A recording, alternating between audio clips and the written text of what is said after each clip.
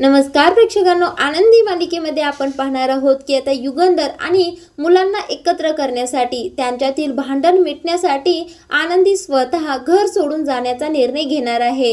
पण त्याच वेळेला आता असा काहीतरी चमत्कार घडणार आहे की आनंदी घर सोडून जाणारच नाही. तर नेमकं काय घडतं तेच आपण येणाऱ्या भागांमध्ये पाहणार आहोत. कालच्या भागामध्ये आपण पाहिलं होतं की विद्याधर डायनिंग टेबलवर जेवत बसलेला असतो, छान मटण वगैरे मागवलेलं असतं आणि पार्टीज करत असतो, कारण घरामध्ये त्याने भांडण लावलेलं असतं आणि डायनिंग टेबलवर याने आता दारूची बाटली ठेवलेली असते. तेच पाहतात माई आणि बापू. आता माईंना अजिबात आवडत नाही तो डायनिंग टेबलवर दारू घेऊन बसलेला असतो ते, म्हणून त्याला ओरडत असतात. त्या म्हणतात, विद्याधर काय करतोयस तू? डायनिंग टेबलवर जिथे आपण जेवतो तिथे दारूची बॉटल घेऊन बसला आहेस का? तुला काही लाज वगैरे आहे की नाही? आता हे ऐकून विद्याधर माईंना तर घाबरतच नाही, उलट म्हणत असतो, अच्छा म्हणजे तुम्हाला दारू पिलेला आवडत नाही ना? हां, आता मला आठवलं, त्यावेळेचा दिवस आठवला. आता विद्याधरला पाठीमागचा एक दिवस आठवतो ज्यामध्ये युगंधरने विद्याधरची दारूची बॉटल फोडलेली असते. आता विद्याधर धनीला म्हणत असतो, धने तुला तो दिवस आठवतो का ग? धनश्री म्हणते, कोणता हो? त्यावेळेला विद्याधर म्हणत असतो, अगं तोच दिवस ज्या दिवशी तू मला माझ्या रूममध्ये दारू घेऊन यायला लागली होतीस हॉलमधून, आणि त्याच वेळेला या युगंधरने केवढा मोठा तमाशा केला होता, माझी दारूची बॉटलच फोडून टाकली होती. आठवतंय का बापू, माई तो दिवस आठवतोय का? एक तो दिवस होता आणि आजचा एक दिवस आहे. आज तीच धनी माझ्या ग्लासमध्ये दारू ओतणार, ते पण हॉलमध्ये आणि सगळ्यांच्या समोर. धने जाग ग्लास घेऊन ये आणि मला दारू ओत. आता विद्याधर माई आणि बापूंच्याकडे जवळ जाऊन त्यांच्याकडे पाहतच म्हणत असतो, ही काही दारू साधी सुधी नाही आहे, ही फॉरेनवरून मागवली आहे, खास आजच्या सेलिब्रेशनसाठी. घेणार का थोडी, घेणार का थोडी? त्यावेळेला बापू चिडतात आणि विद्याधर असं जोराने म्हटल्यानंतर विद्याधर म्हणतो, अहो बापू असं काय करताय, गंमत केली मी तुमची. आता याच वेळेला आनंदी सुद्धा तिथेच किचनच्या दरवाजाजवळ असते. आता हा विद्याधर काही कमी म्हणून ही शलाका बोलायला सुरू करते. ती म्हणते, अहो बापू असं काय करताय, या घरामध्ये किती वातावरण सगळं तानातानीचं झालंय, म्हणून आपण थोडं हलकं करूया, आपण सेलिब्रेशन करूया, खाऊया पिऊया, मस्त मजा करूया, या तुम्ही पण. असं पण ती मुलं आणि तो युगंधर रूम मध्ये रडतच बसली आहे, ती काही सकाळपर्यंत बाहेर येत नाहीत, तोपर्यंत आपण सेलिब्रेशन सगळेजण करूया. आता हा विद्याधर ते मटण खातच म्हणत असतो, वा काय छान चव आहे. धने जा बरं किचन मधून काचेचा ग्लास घेऊन ये मला दारू पिण्यासाठी. त्यावेळेला धनश्री सुद्धा होय म्हणते आणि पटकन ग्लास आणण्यासाठी किचनकडे जाते. त्यावेळेला आनंदी किचनच्या दरवाजाजवळ उभारलेली असते. आता ती धनश्रीला अडवते आणि म्हणते, धनश्री ताई तुम्ही आतमध्ये जाणार नाही आणि किचन मधला ग्लास सुद्धा घेणार नाही. त्यावेळेला धनश्री म्हणते, का बरं? त्यावेळेला आनंदी म्हणते, नाही मालक साहेबांना हॉलमध्ये बसून दारू पिलेला आवडत नाही, त्यामुळे या घरामध्ये दारू पिली जाणार नाही. आता ही धनश्री विद्याधरला म्हणत असते, अहो ऐकलत का काय म्हणते ही आनंदी? ते जरा जास्तच तोंड सुटले हिचं नाही का? त्यावेळेला विद्याधर रागानेच उठतो आणि आनंदीजवळ जातो आणि म्हणत असतो, काय गे आनंदी काय म्हणायला लागलीस बरं? आनंदी मॅडम काय तुम्ही रोखणार का मला आजचं हे सेलिब्रेशन करण्यापासून? तुझा माज अजून उतरलेला नाही बघ, एवढं झालंय तरी सुद्धा तू गप्प बसत नाहीस. ते म्हणतात ना, सुंब जळला तरी पीळ काही सुटत नाही बघ, ते म्हणतात ते खरंच आहे बघ. आनंदी आता काही तू अडवणार का मला? त्यावेळेला आनंदी सुद्धा खमक्या आवाजातच हो असं म्हणते. आता इथे आनंदी सुद्धा विद्याधरला घाबरत नाही. ती म्हणत असते, या घरामध्ये जे काही नियम आहे त्यांचं पालन केलं जाणार आणि केलंच जाणार. आता आनंदीचा हा सूर ऐकून माईंना मात्र खूप बरं वाटत असतं, कारण या विद्याधरला तोंड देणारं कोणीतरी आहे. आता आनंदी म्हणत असते, मालक साहेबांचे जे काही या घरामध्ये नियम आहेत ते मोडले जाणार नाहीत. हे ऐकून विद्याधर म्हणतो, ए आनंदी कोण ऐकतंय तुझं बरं? आणि तू सांगणार का मला आता? आणि तुझ्या नवऱ्याचे नियम पाळतायच कोण या घरामध्ये? मी माझ्या रूममध्ये बसून रोज दारू पितोय, त्यावेळेला तू येतेस का मला अडवायला? त्यावेळेला आनंदी म्हणते, तुम्ही तुमच्या रूममध्ये काय करताय याच्याशी मला काहीही देणं घेणं नाही आहे, पण ह्या हॉलमध्ये बसून मी तुम्हाला दारू पिऊ देणारच नाही, कारण इथे हॉलमध्ये सगळेच आहेत, तिथे समोर मंदिर आहे आणि तिथे समोर समिताताईंचा फोटो आहे. अशा पवित्र हॉलमध्ये मी तुम्हाला दारू अजिबात पिऊ देणार नाही. हा विद्याधर आनंदीचं हे बोलणं ऐकून म्हणत असतो, अरे वा पोरगी काय डायलॉग मारायला लागली बरं. बापू बापू ऐकलं का, काय पोरगी डायलॉग मारायला लागली जबरदस्तच. आता विद्याधर इकडे बापूंच्याकडे येतो आणि पुन्हा आनंदीकडे जातो. तिला म्हणत असतो, ए आनंदी, मोठमोठे डायलॉग मार नकोस. कोण आहेस बरं तू? तुझ्या नवऱ्याने तुला घराबाहेर हकललं आहे. तुझी मुलं तुझ्यापासून दूर गेली आहेत. तुझा तिरस्कार करायला लागलीत. या घरामध्ये तुझं स्थानच काय आहे? या घरामध्ये एका मोलकरणीचा दर्जा तुला दिला आहे आणि तू मला नीतिमत्ता शिकवणार का आता? त्यावेळेला आनंदी ठाम आवाजातच म्हणत असते, हो मी शिकवणार तुम्हाला. शिकवणार म्हणजे शिकवणारच आणि नियमांचं पालन या घरामध्ये केलं जाणारच. हो कदाचित मुलं माझा तिरस्कार करत असतील, मी या घरामध्ये मोलकरणीचं स्थान माझं असेल आणि असू दे, मला काही फरक पडत नाही, तेवढी माझी लायकीच नाही आहे. पण या घरामध्ये मालक साहेबांचे नियम पाळणे हे माझं कर्तव्य आहे आणि मी माझं कर्तव्य विसरलेली नाही आहे अजून. आता इकडे आनंदी बोलत असते आणि विद्याधरला लय राग येतोय. त्यावेळेला विद्याधर म्हणत असतोय की तुला कोण ऐकतंय का? तुला कोण ऐकतंय सांग? मी दारू तर पिणारच आहे. जा बरं धने, ग्लास घेऊन ये. त्यावेळेला धनश्री सुद्धा किचनमध्ये जायला निघते पण आनंदी थांबवते. हात आडवी लावूनच उभारलेली असते. आता आनंदी बोलत असते आणि विद्याधर तिच्यावर चिडलेला असतो. तो म्हणत असतो, तुझं कोण ऐकतंय ग? मी दारू तर पिणारच आहे आज. धने जा बरं ग्लास घेऊन ये. त्यावेळेला धनश्री सुद्धा किचनकडे ग्लास आणण्यासाठी जाते. त्यावेळेला आनंदी किचनला हात आडवा लावूनच उभारलेली असते.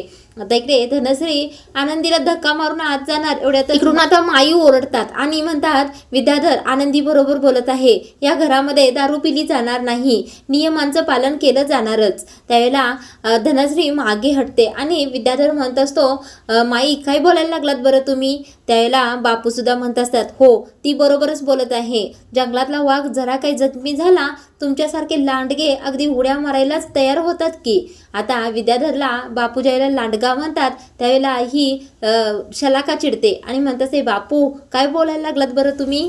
इथे आता विद्याधर आनंदीला म्हणतो, ए चल हो बाजूला, पहिल्यांदा रस्ता सोड. त्यावेळेला आनंदी म्हणत असते, नाही अजिबात सोडणार नाही. तुमच्यात जर हिंमत असेल तर मालक साहेबांच्या समोर दारू पिऊन दाखवा.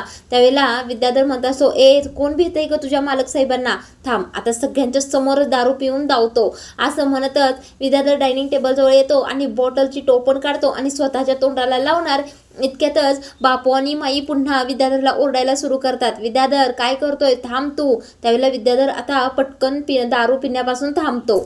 थांबल्यानंतर हा विद्याधर म्हणत असतो, थांबा आता तुम्हा सगळ्यांना सगळ्यात मोठी गंमतच दावतो बघा.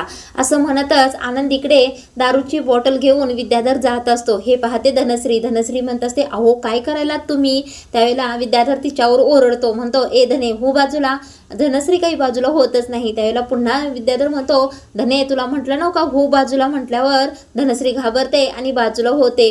आता इकडे माई आणि बापू घाबरलेले असतात की हा विद्याधर नेमकं काय करतोय. आनंदीला तर अंदाजच नसतो की विद्याधर काय करणार आहे. आता हा विद्याधर आनंदीजवळ जातो आणि म्हणतो, तुला मला दारू पिऊ द्यायचं नाही ना? थांब तुला मी आता गंमतच दावतो. असं म्हणतो आणि दारूची बॉटल आनंदीच्या डोक्यावरून ओतायला सुरू करतो. इकडे आता विद्याधर आनंदीच्या डोक्यावर दारू ओतत असतो आणि माई जोराने ओरडतात, विद्याधर काय करतोय? थांब जरा तू. बापू सुद्धा ओरडतात, विद्याधर थांब. पण विद्याधर काही केल्याने थांबत नाही. हळूहळू आनंदीच्या डोक्यावरून ती दारू ओतायला लागलेला असतो. इकडे आता आनंदीला सुद्धा दारूची खूप घाण वाटत असते पण विद्याधर काही केल्याने थांबत नाही. आता हा तमाशा पाहून ही शलाका चांगलीच खतखतून हसायला लागलेली असते. पुन्हा इकडे माई आणि बापू, विद्याधर थांब, विद्याधर असं करू नकोस असं म्हणत असतात पण विद्याधर काही केल्याने ऐकतच नाही. इकडे आता आनंदी दारू ओतत असतो, विद्याधर मात्र शांतच उभारलेली असते. आता हा विद्याधर सगळी बॉटल आनंदीच्या डोक्यावर रिकामी करतो आणि स्वतःच हसायला लागतो. म्हणत असतो, काय तुझे नियम पाळले बघ. पाळले का नियम तुझे? आणि मला शिकवायला गेलीस का? घे आता सगळं नियम तुझं पाळलं बघ मी. असं म्हणून जोराने हसायला लागलेला असतो. आता हा विद्याधर आनंदीकडे घाण नजरेने बघत म्हणत असतो, काय आनंदी कसं वाटायला लागले? या घरामध्ये दारू पिण्यासाठी मनाई आहे ना, पण दारूने आंघोळ करण्यासाठी तरी नाही. आनंदी दारूने आंघोळ करून कसं वाटायला लागले बघ तुला? तुझ्याकडे पाहून तर न पिताच मला चढली बघ. आता असलं बोलल्यानंतर माई जोराने विद्याधर असं करून ओरडतात. माई इकडे विद्याधर जवळ जातात आणि म्हणत असतात, विद्याधर तुला थोडी सुद्धा लाज वाटत नाही का रे असं वागताना. आता बापू सुद्धा विद्याधरला ओरडण्यासाठी विद्याधर म्हणून पुढे जात असतात. तेवढ्यातच ही शलाका बापूंच्या आडवी येते आणि म्हणत असते, बापू काय करायलात बरं तुम्ही तिची बाजू घ्यायला लागलात का? तुम्हाला दिसत नाही का तिच्यामुळे सगळं घर उद्ध्वस्त झालं आहे? तुम्हाला दिसत नाही का मुलांची मनं हिच्यामुळेच दुखावली गेली आहेत आणि माझ्या सख्या बहिणीच्या मुलांची मनं अशी हिने दुखावली आहेत, त्याचा बदला तर मी घेणारच. हे ऐकून माई चिडतात. म्हणत असतात, कशाला उगच मावशीच्या मायेचा आव आणतेस? तू कशाची मावशी आहेस? त्यावेळेला शलाका माईंना म्हणत असे, माई विसरू नका मी तुमची पोटची मुलगी आहे. शलाकाच्या तोंडून मी तुमची मुलगी आहे हे ऐकून माई म्हणत असतात, याचाच तर मला पश्चाताप आहे की तू माझी मुलगी आहेस. कुठे माझी समिधा आणि कुठे तू? त्यावेळेला शलाका म्हणत असते की हो माई बरोबर आहे, तुमची ती मुलगी एक चांगली वागत होती आणि मी थोडी वाईट वागते. चांगली लोक देवाला नेहमीच आवडतात म्हणून गेली तुमची मुलगी देवाघरी चांगलं वागून. त्यावेळेला विद्याधरला शलाका म्हणत असते, बरोबर ना विद्याधर, मी बरोबर बोलत आहे ना? त्यावेळेला विद्याधर म्हणतो, हो अगदी बरोबर बोलत आहेस बघ तू, आणि त्या हिशोबाने आपला नंबर अगदी शेवट लागणार आहे बघ. असं म्हटल्यानंतर आता दोघे जण हसायला लागतात. हा विद्याधर पुन्हा आनंदीकडे वळतो आणि आनंदीला म्हणत असतो, पण या आनंदीचा नंबर लवकरच लागणार असं वाटत आहे, कारण हिला लय चांगलं वागायची हौस आहे. आता असं म्हटल्यानंतर आनंदी शांतच बसते, कोणीच काही बोलत नाही. हा विद्याधर धनश्रीच्या हातामध्ये ती रिकामी दारूची बॉटल देतो आणि तिला म्हणत असतो, हे धने हे धर आणि माझं जेवण माझ्या रूममध्ये घेऊन ये. त्यावेळेला धनश्री सुद्धा हो म्हणते आणि विद्याधरसाठी त्याच्या पाठीमागूनच त्याच्यासाठी जेवण घेऊन निघून जाते. इकडे आता माई आणि बापू आनंदीकडे जात असतात. तेवढ्यातच ही शलाका म्हणते, थांबा, एक पाऊल सुद्धा तुम्ही दोघांनी पुढे यायचं नाही, आणि स्वतः आनंदीकडे जाते आणि म्हणत असते, काय ग आनंदी, काय अवस्था झाली तुझी? कसला घाणेरडा वास यायला लागलाय तुझ्या अंगाचा, आणि तू तर आज चक्क दारूनेच आंघोळ केलीस की? आनंदी निंबाळकर नाही आनंदी युगंधर निंबाळकर हिने दारूने आंघोळ केली की? ज्या युगंधरला दारूच्या नावापासून ॲलर्जी आहे त्याच्या खानदानी बायकोने आज चक्क दारूनेच आंघोळ केली. ही समिधा चिडूनच आनंदीला म्हणत असते, काय तुझे संस्कार दाखवलेस ग आणि काय खानदानीपणा दाखवला आहेस? अगं थोडीशी गप्प बसत जा ना, आणि या घरातल्या भानगडीत नाक खुपसायचं थोडं बंद कर तू. आणि तू जर तुझी ही सवय नाही बंद केलीस तर एक दिवस तुला काय भोगावं लागेल याचा अंदाज तुलाच येत नाहीये. तू जर सतत अशी वागत राहिलीस ना आणि तू या घरात थांबलीस तर एक दिवस युगंधर किंवा त्याच्या मुलांपैकी कोणाला तरी स्वतःचा जीव गमवावा लागेल, तेही तुझ्यामुळे. आणि ज्या वेळेला असं घडेल ना त्याच वेळेला तुला या घरातील स्थान आणि तुझी लायकी कळणार आहे. पण त्यावेळेला तुझं काहीच चालणार नाही. त्यावेळेला तुला फक्त एकच गोष्ट कळेल की तू या घरासाठी वरदान आहेस की शाप. असं म्हणून तेथून शलाका निघून जाते. आता आनंदीला खूप काही ही शलाका बोललेली असते. इकडे आता आनंदी खूपच दुःखी झालेली असते आणि माई आणि बापू सुद्धा आनंदीकडे टक लावूनच पाहत असतात. आता माई आणि बापूंचं विद्याधर समोर काही चालतच नसतं, नाहीतर त्यांनी आनंदीची बाजू ठामपणे मांडलीच. इकडे रूम मध्ये तिघे जण पृथ्वी, प्रांजल आणि मिताली खूप टेन्शन मध्ये असतात. इकडे आता मुलांना युगंधरचं बोलणं, युगंधरने पृथ्वीच्या कानाखाली हाणलेली असते, हे सगळं काही आठवत असतं. आणि तिघे सुद्धा खूप रात्र झालेली असते तरी सुद्धा झोपलेले नसतात, त्यांना झोपच येत नसते. इकडे आता प्रांजलला हे सगळं आठवून खूप त्रास होत असतो, म्हणून तो सतत कॉफी पित असतो. हे पाहून पृथ्वी म्हणत असतो, प्रांजल अजून किती कॉफी पिणार आहेस बरं तू? रात्रीचे 2 वाजले आहेत, एवढी कॉफी पिऊ नकोस, तू आता झोपी जा. इथे आता तो प्रांजल म्हणत असतो, नाही जमत नाही, आज मला झोपच येत नाहीये. अगदी डोळे झाकले की सगळं काही समोर येतं. असे कसे वागू शकतात बरं? आज त्यांनी चक्क आपल्यावर हात उगारला. आज त्यांनी आपली नाही तर त्या आनंदीची निवड केली. आजपर्यंत आपण त्यांना मान सन्मान दिला, त्यांचा प्रत्येक शब्द ऐकला, आणि त्यांनी काय केलं? आज त्यांनी सगळ्यांच्या समोर आपली नाही तर त्या आनंदीची निवड केली. असं कसं वागू शकतात बरं हे? आणि हा प्रांजल आता भावनिक होऊन म्हणत असतो, आज मला माझ्याच घरामध्ये पर्क झाल्यासारखं वाटत आहे. त्यावेळेला ही मिताली चिडून म्हणत असते, त्या आनंदीची एवढी हिंमत की तिने निंबाळकरांच्या घरामध्ये लग्न करून यावं आणि मायलेकांमध्ये भांडण लावावी. आज या आनंदीमुळेच, या मूर्ख सुख आनंदीमुळे आज हस्त खेळतं घर उद्ध्वस्त झालं आहे. असं वाटतंय ना आत्ताच्या आत्ता आज जाऊन त्या आनंदीला चांगलीच गंमत दाखवावी असं म्हणून मिताली आनंदीवर दात खडच खात असते. त्यावेळेला पृथ्वी म्हणत असतो, मिताली अगं त्या आनंदीचं नाव काढून स्वतःला त्रास करून घेऊ नको. आणि त्या आनंदीने किती जरी निंबाळकरांच्या मनामध्ये विष भरलं असेल ना तरी तिला तिची लायकी मी दाखवून देणारच आहे. पृथ्वी या दोघांना सांगत असतो, तुम्ही चिडचिड करू नका आणि तुम्ही शांत झोपी जा बरं. त्यावेळेला प्रांजल म्हणतो, नाही झोप येत, अजिबात झोप येत नाहीये. आता हा प्रांजल रडतच मोठ्याने आक्रोश करतच म्हणत असतो, मला या घरामध्ये अजिबात झोप लागत नाहीये आणि मला जरा जरी खाली पडलं तर असं वाटतंय की माझ्या छातीवर कोणी जरी मोठाच्या मोठा दगड ठेवला आहे. इकडे हा प्रांजल आता खूप त्रास करून घेत असतो स्वतःला आणि ते पाहून मिताली आणि पृथ्वीला सुद्धा त्रास होत असतो. इकडे आता युगंधर सुद्धा झोपलेला नसतो. खूप रात्र झालेली असते तरी सुद्धा त्याच्या पाठीमागे तेच विचार लागलेले असतात. त्याला सतत पृथ्वीच्या बोलण्याची आठवण होत असते. आता पृथ्वी युगंधरला म्हणालेला असतो की तुम्ही जर खरे असाल तर आत्ताच्या आत्ता या आनंदीला डिवोर्स देऊन टाका. तुम्हीच म्हणालात ना की वाईट परिस्थितीमुळे तुमचं लग्न आनंदीमुळे झालं आहे, तर तुम्ही या परिस्थितीतून आता मुक्त व्हा, आनंदीपासून वेगळे व्हा.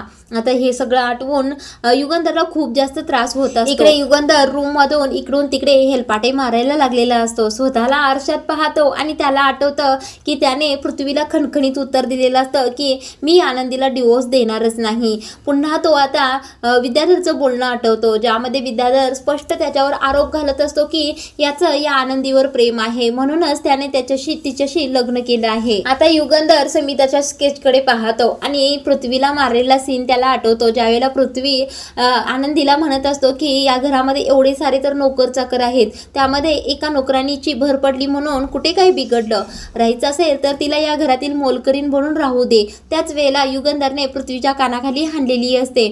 आता युगंधरला ह्या गोष्टी आठवून जास्त त्रास होत असतो. इकडे आता युगंधरचे विचार काही संपत नसतात आणि आनंदी सुद्धा खूप डिस्टर्ब झालेली असते. किचन मध्ये एकटीच बसलेली असते. त्यावेळेला छायाताई तिथे येतात आणि म्हणत असतात, आनंदीताई चला आता झोपायला, खूप रात्र झाली आहे, काय अवस्था करून घेतली तुम्ही स्वतःची, चला बरं झोपायला. त्यावेळेला आनंदी म्हणत असते, छायाताई तुम्ही जा, मुलांना काही पाणी वगैरे पाहिजे का ते बघून या. त्यावेळेला छायाताई म्हणत असतात, आनंदीताई असं काय करता. छायाताई आता आनंदीचीच काळजी करतच म्हणत असतात, आनंदीताई चला झोपायला, खूप रात्र झाली आहे. त्यावेळेला आनंदी म्हणत असते, छायाताई मी म्हटलं ना तुम्ही माझी काळजी करू नका, जा बरं, मुलं झोपलेत का, त्यांना काय हवंय नकोय ते पाहून या. इथे आता आनंदीच्या सांगण्यावरून छायाताई मुलांच्या रूमकडे येतात आणि छायाताई पाहतात तर काय, तिन्ही कोपऱ्याला शांतच बसलेले असतात, त्यांना झोपच लागत नसते. आणि छायाताई काय करतात, रूम मध्ये जात नाही तर युगंधरच्या रूमकडे येतात आणि पाहतात तर काय, युगंधर सुद्धा खुर्चीवर डोक्याला हात लावूनच बसलेला असतो, तो सुद्धा झोपलेला नसतो. आता छायाताई ज्यावेळेला युगंधरच्या रूम जवळ जातात त्यावेळेला तिथे पाहतात तर काय, त्यांच्या पायाजवळ युगंधरचा मोबाईल पडलेला असतो. ज्यावेळेला युगंधर रागाने आनंदीशी बोलत असतो त्याच वेळेला युगंधरच्या हातातून मोबाईल खाली पडलेला असतो आणि तो तिथेच पडलेला असतो. आता छायाताई काय करतात, तो मोबाईल उचलतात आणि आनंदीकडे येतात. आता छायाताई आल्यानंतर आनंदी म्हणत असते, छायाताई काय झालं, सगळे झोपलेत ना, सगळं नीट आहे ना. त्यावेळेला छायाताई म्हणत असतात, काऊ कशाचं नीट, काही सुद्धा व्यवस्थित नाहीये, मुलं सुद्धा जागी आहेत आणि मालक साहेब सुद्धा जागे आहेत, घरामध्ये सगळ्या लाईटी सुरू आहेत, कोणी सुद्धा झोपलेलं नाहीये. त्यावेळेला आनंदीला आणखीन टेन्शन येतं, ती म्हणते काय, घरात कोणी सुद्धा झोपलेलं नाहीये. छायाताई म्हणत असतात, या विद्याधर सरांच्यामुळे आणि शलाकामुळे घरामध्ये खूप ताणाताणीचं वातावरण निर्माण झालं आहे, म्हणून कुणालाच झोप लागत नाहीये. त्यावेळेला आता छायाताई म्हणत असतात, आनंदीताई हा मालक साहेबांचा मोबाईल तिथे रूमच्या बाहेर पडला होता. त्यावेळेला आनंदीमध्ये काय, मालक साहेबांचा मोबाईल आणा इकडं माझ्याकडे. त्यावेळेला छायाताई म्हणत असतात, काय मालक साहेबांचा मोबाईल आहे हा, तुम्ही घेऊन काय करणार आहात बरं. त्यावेळेला आनंदी म्हणत असते, द्या तो मोबाईल माझ्याकडे, मला आता त्या मोबाईलची सगळ्यात जास्त गरज आहे. आता आनंदीने असा मोबाईल घेतला आहे पाहून छायाताई म्हणत असतात की नेमका आनंदीताई या मोबाईल घेऊन तुम्ही काय करणार आहात बरं. यावेळेला आनंदी थोडी शांतच बसते. इकडे आता रात्र झालेली असते, खूप रात्र झालेली असते, तरी सुद्धा आनंदी छायाताईने घेऊन हॉलमध्ये येते आणि समिताच्या फोटोसमोर हात जोडून उभारलेली असते. ती म्हणत असते, समिताताई मी आज तुमच्यासमोर हात जोडून उभी राहिली आहे. आज मुलांमध्ये आणि मालक साहेबांमध्ये खूप मोठा दुरावा निर्माण झाला आहे आणि हा दुरावा माझ्यामुळे निर्माण झाला आहे. आज माझ्यामुळे घरात कोणालाही शांत वाटत नाही, शांत झोप लागत नाहीये. समिताताई मी तुम्हाला प्रार्थना करत आहे, हात जोडून विनंती करत आहे, आज तुमच्या मायेची ऊब मुलांच्या वर धरा आणि त्यांना शांत झोप लागू. आता इकडे आनंदी समिधाच्या फोटोसमोर हात जोडूनच म्हणत असते, समिधाताई आज तुमचा आवाजच घरामध्ये काहीतरी चमत्कार करेल आणि आजच्या 1 दिवसापुरत्या तुमच्या आशीर्वादाने घरात सगळ्यांना शांत झोप लागेल. समिधाताई तुमची कृपा घरावर कायम राहू दे असं म्हणून ती प्रार्थना करत असते. तर प्रेक्षकांनो आजचा भाग इथेच थांबवला आहे. पुढील भागामध्ये आपल्याला ट्विस्ट पाहायला मिळणार आहे. तो म्हणजे आनंदी युगंधरच्या रूममध्ये त्याच रात्री गेलेली असते आणि हातामध्ये गाठोडं घेतलेलं असतं आणि तिथेच खाली जमिनीवर नमस्कार करतच युगंधरला म्हणत असते. युगंधर इथे झोपलेला असतो. त्यावेळेला युगंधरला म्हणत असते, मालक साहेब माझ्यामुळे या घरामध्ये भांडण लागत आहे, माझ्यामुळे या घरामध्ये दुरावा निर्माण होत आहे, या घराचा इस्कूट होत आहे, त्यामुळे मी या घरामध्ये थांबणं योग्य नाही, त्यामुळे मी हे घर सोडून जात आहे. आता इकडे आनंदी स्वतःचं गाठोडं घेऊन कपड्यांचं घराबाहेर पडते. त्यावेळेला घरातून निघून जाणार इतक्यातच विजांचा कडकडाट होतो आणि तिचा पदर तुळशीमध्ये अडकतो. म्हणजे जणू तिला पाठीमागे कोणीतरी खेचतच आहे. तर प्रेक्षकांनो आता आनंदी खरंच घर सोडून जाते का तिला कोणी अडवतं ते आपल्याला येणाऱ्या भागांमध्ये पाहायला मिळणार आहे. तर आनंदी मालिका आता जबरदस्त वळणावर आली आहे. आनंदी मालिकेचे रिव्ह्यू नियमित ऐकण्यासाठी व्हिडिओला लाईक करा आणि चॅनलला सबस्क्राईब करून ठेवा.